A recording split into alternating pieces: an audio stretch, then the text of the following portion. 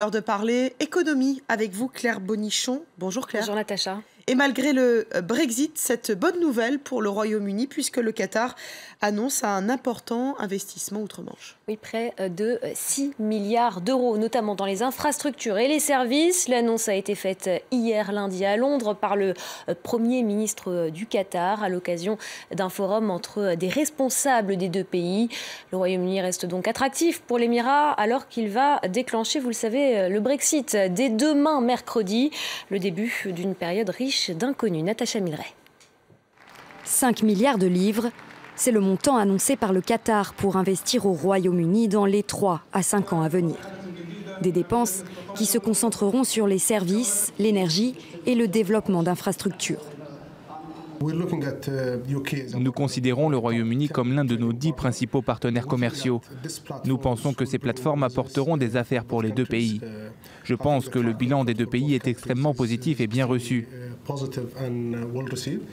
Si vous regardez ce que nous avons fait en 10-15 ans au Royaume-Uni, ça a été une belle expérience pour nous.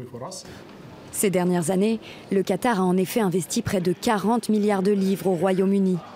L'Émirat possède de nombreux actifs immobiliers dans la capitale londonienne, comme le gratte-ciel Shard, des hôtels de luxe, le magasin à Rhodes et une bonne partie du quartier d'affaires Canary Wharf.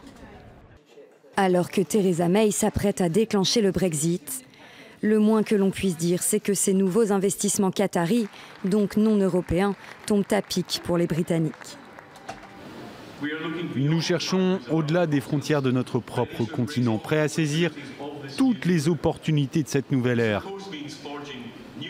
Ce qui signifie bien sûr forger de nouveaux liens et établir de nouvelles relations avec d'autres nations, des amis, des alliés. Le Qatar est l'un des plus chers.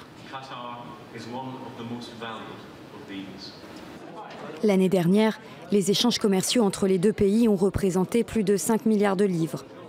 Le Qatar est le 3e marché à l'exportation pour le Royaume-Uni au Moyen-Orient. De son côté, le Royaume-Uni importe l'essentiel de son gaz auprès de l'Émirat. Allez, on fait un point sur les marchés. Quelle est la tendance en Asie en ce moment, Claire? Eh bien, les places asiatiques sont globalement en hausse en ce moment, soutenues par les cours du pétrole. Le Nikkei prend un peu plus de 1%. La pause dans le renforcement du yen profite aux valeurs exportatrices nippones. Et puis hier, les principaux indices de la bourse de New York ont terminé la séance en ordre dispersé. L'incapacité de Donald Trump à faire voter au Congrès la suppression de l'Obamacare fait craindre aux investisseurs qu'il échoue à mettre en œuvre ses promesse de relance économique. C'est peut-être la fin de l'effet Trump sur les marchés. De plus en plus d'analystes anticipent une correction. Écoutez. Je pense que l'excitation se transforme en ras-le-bol. Les investisseurs pensent, en effet, peut-être que le président ne sera pas en mesure de réussir beaucoup de choses. Donc maintenant, ils se disent, laissez-moi faire un maximum de profit. C'est la 2e fois que le marché augmente aussi longtemps depuis la Seconde Guerre mondiale. L'actualité des entreprises en bref, Claire, après les voitures électriques et les fusées, Elon Musk s'intéresse au cerveau. Oui, selon le Wall Street Journal, le fondateur des sociétés Tesla et SpaceX a lancé une nouvelle entreprise baptisée Neuralink, entreprise qui cherche à faire interagir des ordinateurs avec le cerveau humain. L'entrepreneur américain envisage de la financer essentiellement avec ses fonds propres.